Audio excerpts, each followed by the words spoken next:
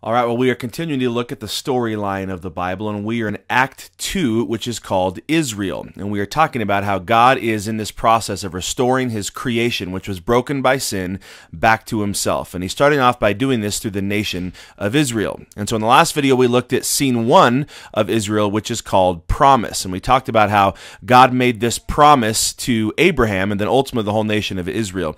And this promise was a threefold promise. It involved land, people, and blessing. And God said, I'm going to bless you with these things, and I'm going to work through these promises to restore his creation back to himself. Well, now as we move into scene 2, this scene is called Journey. And this is all about the journey that the nation of Israel goes through as they experience the fulfillment of God's promises as he works to restore his creation. And so this scene covers the whole history of Israel, from its inception to the coming of Jesus, from Genesis chapter 12, from the promise God gave to Abraham, all the way through the end of the Old Testament in the book of Malachi. And this is the longest scene we're going to be looking at as we look at the 4 acts of the Bible, covering nearly 2,000 years of history.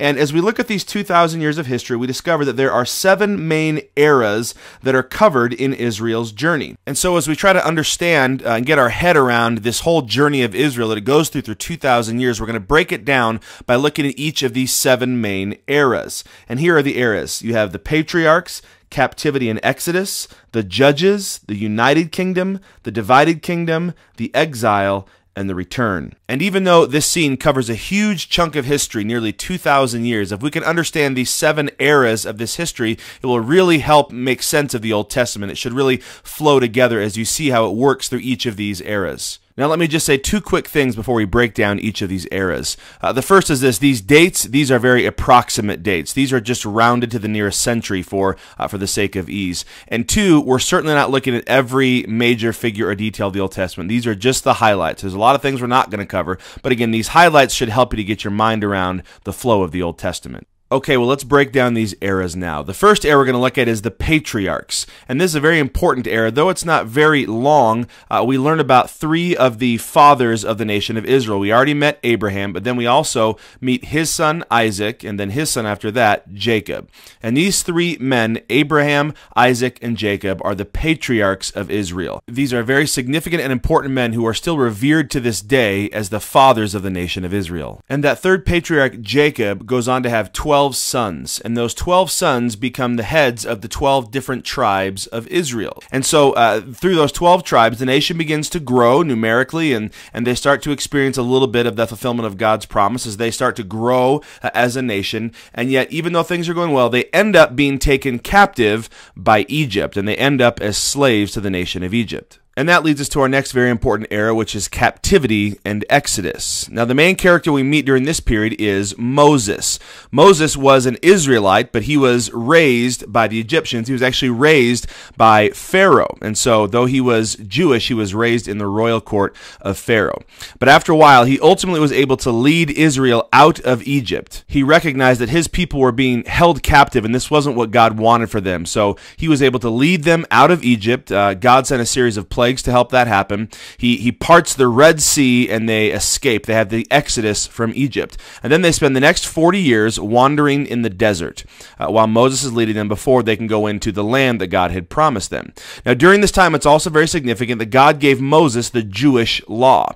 Now, the Jewish law was a collection of commandments, 613 laws, in fact, that included civil, moral, and ceremonial regulations that guided every aspect of Jewish life. And this is where the 10 Commandments come from. The 10 Commandments are just the first 10 of these 613 commandments of the Jewish law. And this all took place during this captivity and the Exodus. Well, after God had given them the law, God leads the nation of Israel using the great hero Joshua to take them into this land that he had promised them, the promised land. And for the next several hundred years, they were led by a group of people called the judges. Now, during this time, there was no centralized government, no federal government in the nation of Israel. Instead, they were led by these judges who were like governors, and their role was to basically enforce God's law and to help lead the military as they dealt with threats. Some great examples of some of these more well-known judges judges are people like Deborah and Gideon and Samson. These were great leaders during this time that led God's people and tried to point them to obey God's law and follow his principles. But yet, unfortunately, during this time, we really see this rebellious heart of Israel begin to grow. And over again, we see this statement made that really describes the heart of the people during this time. It says this: every man did what was right in his own eyes. And that's a great description of what was going on spiritually in the heart of Israel during the period of the Judges. Well, after several hundred years of being ruled by these judges, the people of Israel began to clamor that they wanted a king like the other nations. They wanted a centralized ruler like most of the other nations around them had. And so they bring to the table their first king, who was Saul. And Saul ended up being very bad. It was a horrible mistake. But then after him came King David, and he was great. He made some mistakes, but ultimately he was a great king and one of the most beloved kings in Israel's history.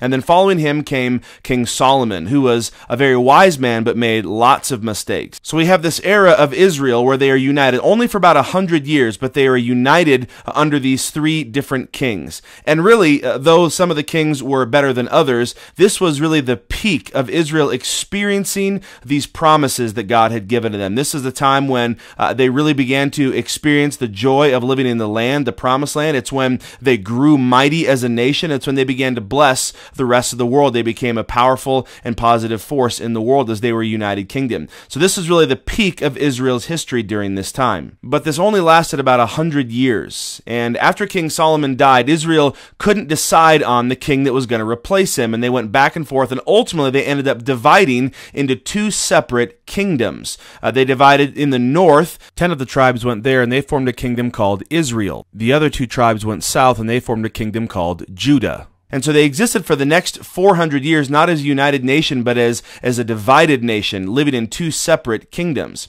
Now, up in the north, all of the kings they had over these 400 years, every single one of them was horrible. They went from bad to worse. In the south, they had a mix. They had some good kings, some bad kings. But overall, things were deteriorating for both kingdoms. Now, during this time is when the prophets began writing to these 2 kingdoms, and they were calling the people to obey God, to turn back to God, to stop worshiping false gods and to follow after the true God. And they were warning them continually of the consequences that they would experience if they refused to obey God. But despite these continued warnings from the prophets, the people continued to rebel against God, and ultimately they fell apart. Ultimately, the northern kingdom of Israel, it falls to Assyria when they invaded. And then a little while after that, the southern kingdom of Judah ultimately falls to the Babylonians. And now, as both the north and the south fall, God's people are dispersed. They're sent into exile. They are no longer united as a people. And now there is no longer any national identity. There is no longer any national faith. They are in exile, and it's a horrible, dark time in their history. And yet, even in the midst of this, God tells them, I haven't forgotten my promises. I'm still going to be true to my word. Well, this period of the exile lasts for about 70 years, but ultimately the Babylonians are themselves conquered by the Persians, and it's the Persians who ultimately allow the Jews to return to Jerusalem and to rebuild their temple.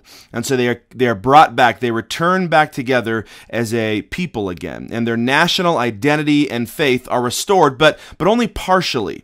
They are still living under foreign occupation, foreign rule, and though they are back and they're rebuilding their temple, their faith is ultimately very weak. So they have returned, but only to a shadow of their former glory.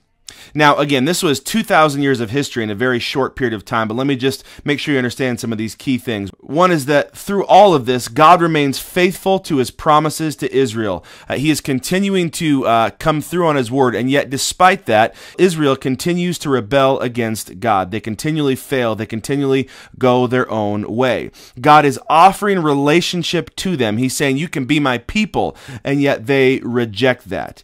So we see that God is actively working out his plan to restore creation to himself through keeping his promises to the nation of Israel. And yet they continually failed, so it doesn't happen yet. And it won't happen until the dawn of the next act. So why don't you go ahead and take a minute now and pause and discuss this question about what some of the key lessons are that we can learn from the nation of Israel during this time of journey.